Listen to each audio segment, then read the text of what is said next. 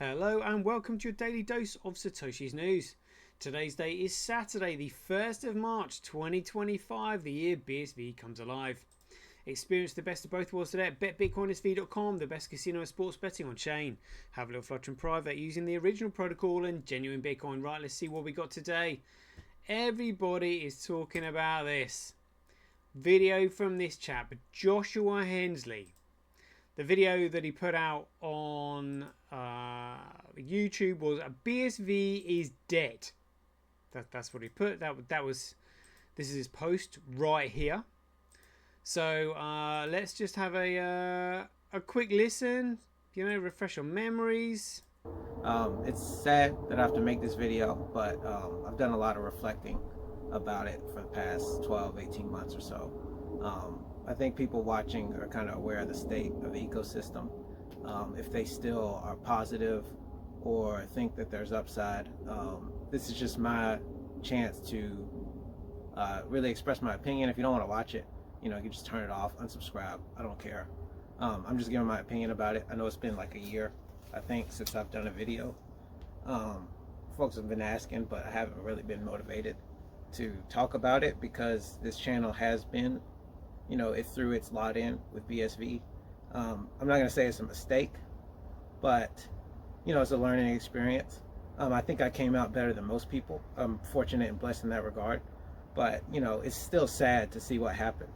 And, it has no future. Sorry. If somehow I'm wrong, which I have been for the past 7 years, then, you come back and troll. This video will stay up. You can come back and troll. Yeah, so interesting to listen to what he said there about how he feels like he came out sort of like relatively unscathed to other people. And then Darren Kellenshaw also did an interview with Kurt the other day saying that he survived the purge. So something has obviously gone on there. I suspect it's just the management at CoinGeek that's absolutely toxic. I've never actually come across a more divisive media company in my life. And I suspect it's because the management at the top literally have no idea what they're doing. They don't understand Bitcoin, and they're firing everyone else to cover their own asses because no one else knows what they're doing, because they're trying to take notes and they're trying to take guidance from the leadership at the top, and the leadership off the clock doesn't have an effing clue. Like, literally not a clue. I was fired from CoinGeek for making silverfish. Manager was just like, no, you're wrong. I've got friends of the family that are involved in making of the jibby jab. It's fine. Yeah, right, all right, mate. Whatever. And then teamed up with the human resources manager and claimed that I hadn't done any work, because they didn't give me access to any of the tools that I needed to do the work. And I said, see you later. I mean, this is the kind of toxicity that exists there. And I'm guessing what that might be a reflection on Craig, but I mean it's a reflection on it. I don't think it's certainly not a Craig's fault at all. Craig is a Spurgis and he does everything by himself anyway. And he knows he's not very good socially, which is why you bring in sort of management. But then management was obviously funded by Calvin Ayre. Calvin Ayre kind of like takes a backseat really and just gives it to the managers. But it's the managers that have got like carte blanche that don't know anything. Literally no one from CoinGeek has ever come to me and asked me about the protocol of Bitcoin. No one, none. I'm the literally only individual in the entire world that has extracted the Bitcoin protocol from the Bitcoin white paper because I knew what to look for. And if you don't understand the fundamental basics, you end up with people like Joshua Hensley here getting completely disillusioned and not knowing what he's talking about. Like, not knowing at all. In fact, what he goes on, and he's basically shitcoining. So CoinGeek have now turned Joshua Hensley into a shitcoiner. Well done. That's a good guy. I've spoken to him before, thought it was alright. Level-headed, certainly awake to what's going on in the world, and now CoinGeek have shat on him and turned him into a shitcoiner. That's the last thing that we want. I'm gonna comment on that. Bruce Thompson has also made a response video to Joshua Hensley. I listened to that one, so good on for you, Bruce. Nice one. I listened to that. I am obviously in agreement with with what you're stating there. But yeah, Joshua's lost, really lost. So in terms about being lost, again, I'm going to try and explain Bitcoin in its fundamental form. Its fundamental form. Those of you who have listened to my show have probably seen me banging on about this. But you know, there's obviously something that I'm not explaining right, or something that I'm missing. So we'll just go over it again. And I've also got some timelines here to try and explain this. This is the timeline of the period of commoditization, you know, and so let's go back to the protocol. So in the same way that an element, gold, silver, copper, whatever, is extracted from the ground, the moment you modify it from the ground, you change it. It is no longer pure. So the element, the commodity itself, is only what is extracted from the ground. And this is why Bitcoin, when Craig designed it, everything in Bitcoin had to be programmed in on the network before the first coin was extracted. All the elements that make up Bitcoin had to be in the token on the network before the first token was extracted. Because if anything is added afterwards, you are contaminating it, and you're diluting it, and effectively you're taking control of it. The only thing that you can do to Bitcoin to make sure that you don't securitize it is scale it. You can scale it literally as much as you want, but what you cannot do is change any of the fundamental elements or add any fundamental elements. So long as the fundamental foundations were there for you to build upon, and they were there, yeah, you can build on the fundamental foundations. You can make smart contracts, and this is what Craig was patenting, all the technologies that you can build on top of it, that the protocol allows you to do. Smart contracts, non-fungible tokens. Yeah, I mean, the list is endless, obviously. I mean, a techie would probably tell you more than me, but this is what I'm saying. All those things, like, you know, with Craig has got however many millions of dollars he spent on blockchain patents, you know, so it just means that nobody else can copy him, really. I mean, the only protocol they should be used on is the commoditized protocol, because, like I said, data can only be commoditized one way, which means you have a fundamental foundation that is economically competitive. So you've got all these different operations that are economically competitive to one another. So if one of them goes offline, it makes no difference to anybody else. And without competition, you simply get collusion and centralization. And if you cannot compete to extract the tokens from the network, there is no other way for you, there's no other way for you to get them other than through socialist mechanisms. You are waiting for them to be delivered to you. Just like in XRP when they said, yeah, the tokens were there just available to grab them. All right, well, why didn't you just grab all of them? You know, if you cannot compete for them, it is a centrally controlled network. It's really quite simple when you know the economic fundamentals. Same with proof of stake. You cannot compete to extract the coins from the network. This is why they're sort of going on to, they have to basically inflate the supply. You know, and give Ethereum out that way. You literally back to fiat currency, inflating the currency, like with the central banks. And that's basically what the cabal wants. But in terms of a commodity, it has to be economically competitive. It has to be extracted from the system in its purest form. Everything has to be in there. You cannot dilute it. So, for example, when they implemented SegWit or Taproot, or, for example, in Bitcoin Cash, like canonical transactions ordering, or Schnorr signatures, you're changing the fundamental elements. You're diluting it. You're changing it from Bitcoin. You lose the number one legacy address. So all the elements have to be in Bitcoin. That's why Craig programmed it before the first coin was extracted, with these fundamental elements. So you need an economically competitive network, and you then need a chain of digital signatures, which is why I've got this arrow here, to move accountability and responsibility from those who operate the network onto the users of the network, so that the operators of the network are now no longer accountable or responsible for how the network is used. It's the users that are responsible, meaning that if any criminal activity is taking place on the network, it's the users that are accountable, because there is a digital signature attached to every transaction that they make on the network. They are holding themselves responsible. It's got nothing to do with the miners. The miners just simply process transactions that go through SHA-256, meaning they cannot see what's in there. They just simply chase profit. That's literally all they do. Obviously, you then need unbounded scale, as I've said before, so that limitations and restrictions cannot be manufactured and the network not be manipulated. This is why there had to be an uncapped block size, and why Craig initially described Bitcoin as a peer-to-peer electronic cash system, because an uncapped block size was suitable for global, for worldwide transactions. However, it was this very memory pool that prevented the network from scaling to absorb the entire world's internet traffic. And that's how all these other scammers are going to get caught out, because that's what Bitcoin is. It's the world's first ever commoditized digital network, where it's a level playing field, where we all own and control our own data, and it can't be cracked, hacked, altered, changed, or deleted, because it's uploaded using blockchain technology. And this is where all these other shitcoins are going to be exposed, because no other network can scale like this. And this means that Craig must have had Terranode in the bag before he even started Bitcoin. He must have known how to do it, knowing that it's the ultimate, it's utility for all the world's internet traffic that people are going to buy Bitcoin for in order to use it. And that's what's going to wipe all these shitcoins out of the market. And then you have a fixed asset supply, so that it can't be inflated or deflated. It means that nobody has any control over it, meaning you have a completely common network. And then those four elements have to be locked. That is it. You cannot make a digital network any other way. And this is the way that Bitcoin is created, but just due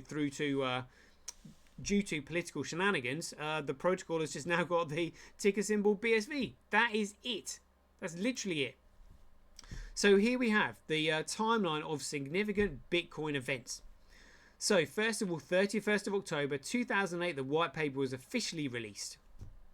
And I'll put on the top here, the Bitcoin scheduled commoditization timeline.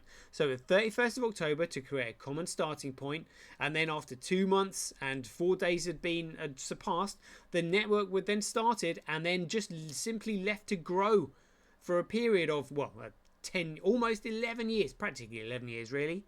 10 years and 362 days, if you want to be pedantic.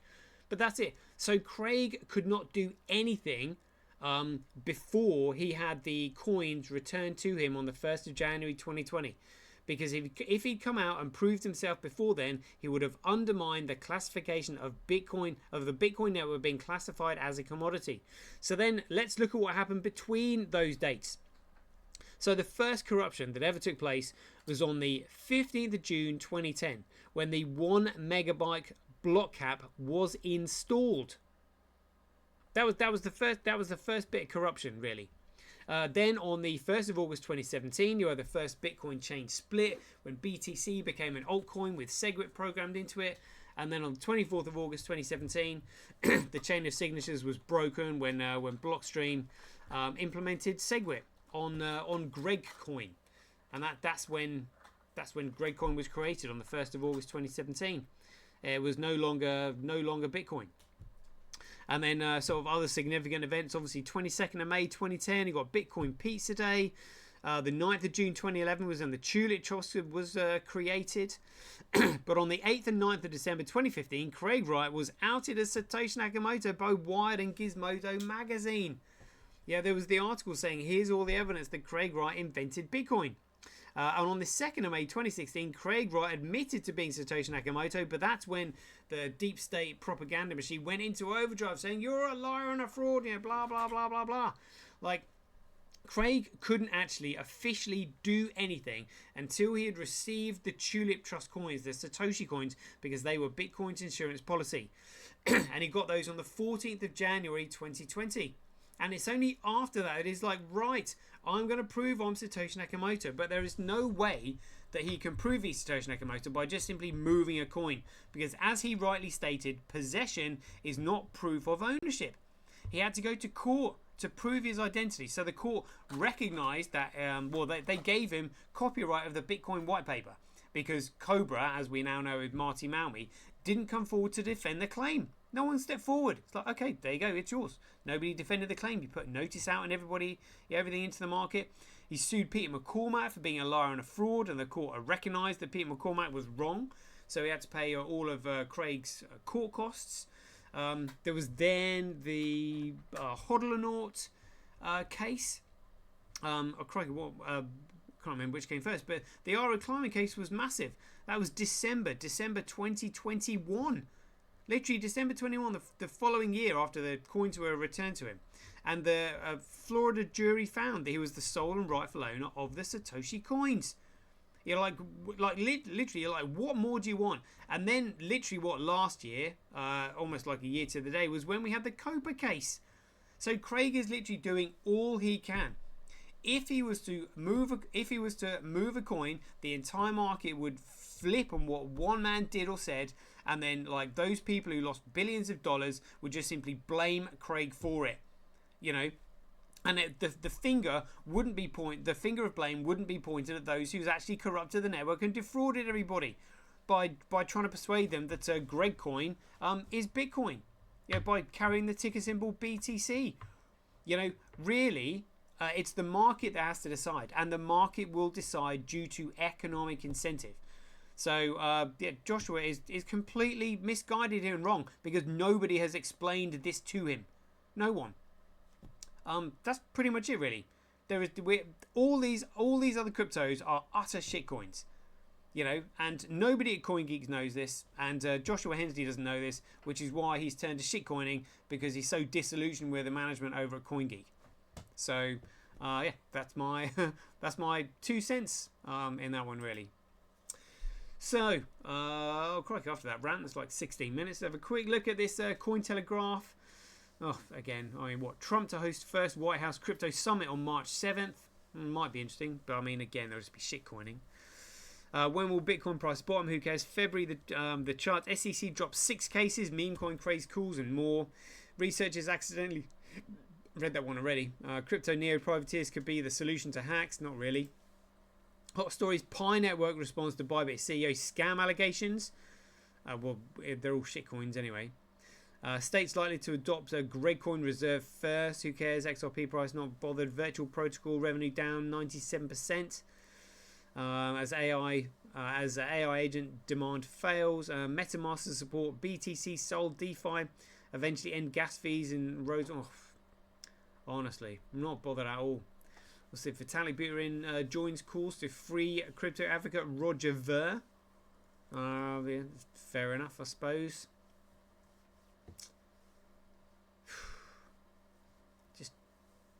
Mostly drivel, really. Mostly drivel. Anyway, let's get into 365 days of Bitcoin history. So again, I mean, we're now 1st of March, but on the 29th of February 2020, Midas Touch Consulting produced a Bitcoin analysis. See if that's still there, shall we? Okay.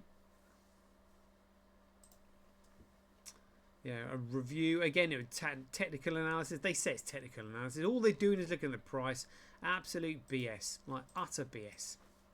But, you know, that's what they did. The 29th of February 2024 was day 17 of the Copa case. On the 29th of February 2024, a Terranode produced a record-breaking 215 gigabyte block. There it is. 215.66 gigabytes. And that was on the Terranode testnet.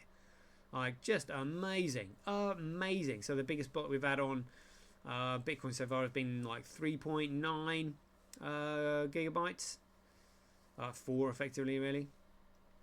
Check this one out. Loving this. On the 1st of March 2019, there was a title here called saying Bitcoin tycoon crashes his £270,000 purple Lamborghini into a ditch after skidding on water and swerving to dodge a lamppost. And this was in the Daily Mail, if it's still here, regarding Michael Hudson. Let's have a quick look. Oh, look at that! Trying to get the car out. Oh, that's painful. Oh, look, the engine is still steaming. Engine is still steaming. Oh dear, that was good. There were good times back then. Anyway, I remember seeing Michael Hudson's Lamborghini at I think it was yeah, it must have been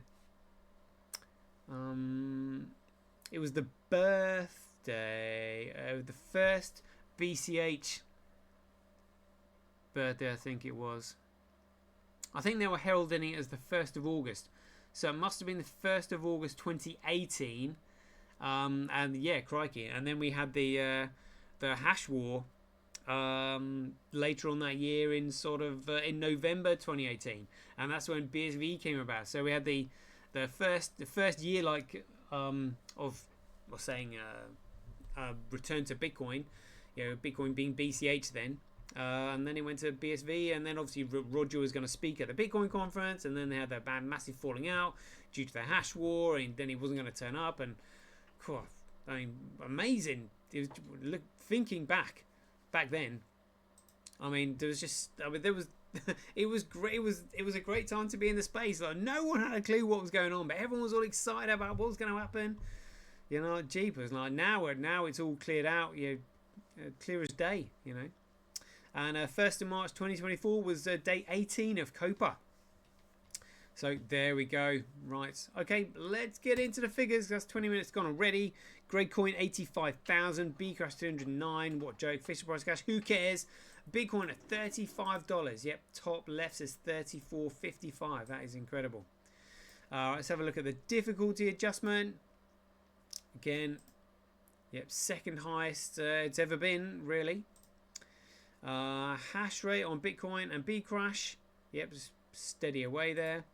Transactions on Bitcoin 2.1, representing 52,000 transactions over 24 hours. Cross-reference that with Watson Chain 51,646. Right, and we'll have a look at the mining in a minute. Transactions here on the Bitcoin forks representing 12.68, but block size up to 74. Come on, winning again. Look at this. Got some decent blocks coming through here. 134 megabytes. 20, 118, 285. Come on, 38. Beautiful. That'll do. I mean, look at that. 118 and 285, and there's only what, maybe 40 gigabytes in the entire column there on Gradecoin. So Bcrash again, still no blocks over a megabyte, and Fisher Price Cash can't even get all their blocks over a kilobyte, let alone anywhere near a megabyte. Crazy.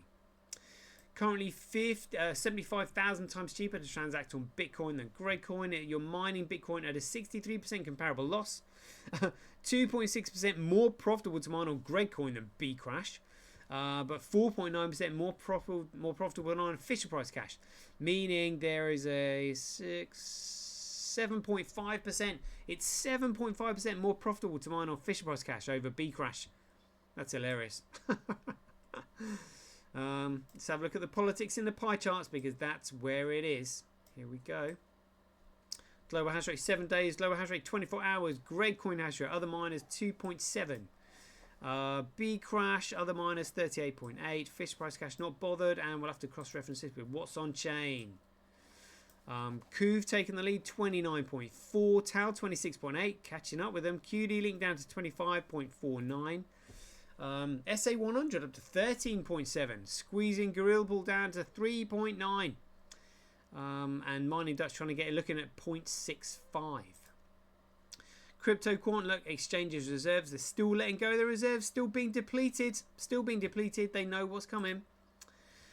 Tether Weather, it looks like nothing has happened here in market cap, but people are speculating that with the Department of Government Efficiency, are they going to be looking at Tether? I mean, how has Tether got the right to just simply print the shit from nothing and dish it out and manipulate the markets? That's what's going to happen. I mean, no.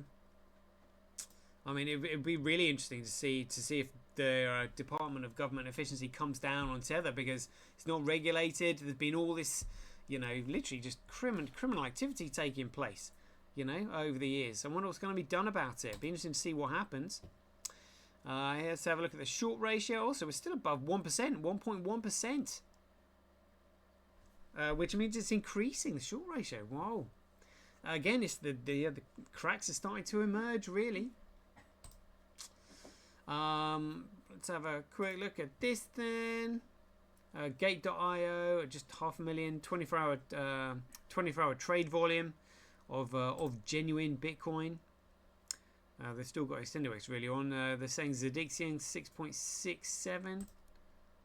Huobi 4.1. But Poloniex still reported at 6.6. I might do some more further investigations on that. Hotcoin. Not heard of them. 1.47. Let's see if we can see this one. Markets. Let's have a look. Search. Oh, seriously? Oh, here we go. Ooh. Spot.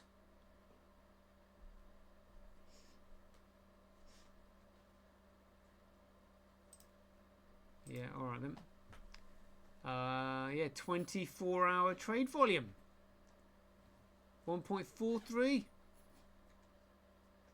Interesting. Let's have a look at Zedixian then. 24-hour trade volume. 6.8 million. Huobi. 4 million. Let's have a look at Bitcoin versus Gregcoin. Oh, just literally gone down. So it's just literally today. Looks like Gregcoin rallying a little bit in comparison to genuine Bitcoin. Look, some stuff, something will be going on. Because we can see it here. Look, this is against Gregcoin. So Gregcoin's made a move. I don't think Bitcoin's made a move. So Gregcoin, I think Gregcoin's going up. Interesting.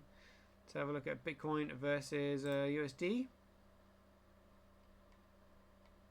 Alright, so just plodding along there. Yep, plodding along as we've just seen. Bitcoin versus Gregcoin. Let's have a look. Yeah, so Gregcoin making a move. Let's have a look at that then.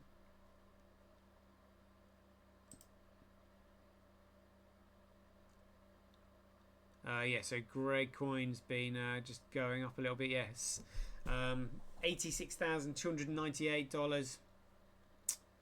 24-hour. So it's gone up from 80. It's gone up from 23.7 to 83.7 to 86.5. That's what's been going on.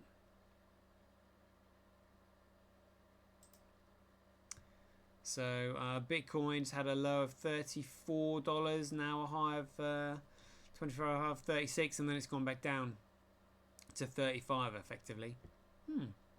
Crazy! You can pick up Bitcoin for just $35. That is nuts.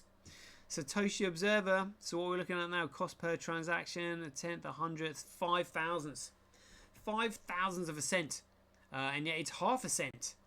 So it's 1,000 times cheaper to transact on Bitcoin than BCH, and yet BCH has got a market cap that's literally 10x that of Bitcoin. Yeah, it's crazy when you really understand the fundamental figures of what we're looking at. You know, the utility of the network, the cost to use it, the cost per unit. Absolutely smashing it. Overall market's gone up a little bit to $2.8 trillion. Yeah, Gregcoin 85,557. It's only 1.8% of the trade volume. 24-hour trade volume, 1.8%. That's it, representing 31 billion. 140 that we saw would crush that. Crush that. Literally, I mean, crush it. Wipe it out is what it would do. XRP still below Tether. Honestly, there's all this crap on there. Where is Bitcoin? Oh, 84. 24-hour trade volume 3.1, representing 21 million. It's still got a $21 million trade volume. I mean, it's not exactly small, is it? I mean, it's still $21 million trade volume. $21 million of trade was done on genuine Bitcoin over the last 24 hours. Looks like Zedixian has maybe got 30% of the trade volume, followed by Huobi, then CoinDCX. Hotcoin Global, and then OKX in 5th. Alright, interesting. Right, that's a 29-minute show. There we go, we'll leave it there. I hope you enjoyed it. So as ever, if you enjoy these updates, please ding your donations for your appreciation to either Satoshi at sendme.com, handcash.io, simply.cash, relasia.com, rockwallet.me or senti.ch. We'll leave it there. I hope you enjoyed it. As ever, be aware, take care, stay safe out there, and we'll see you in the next one.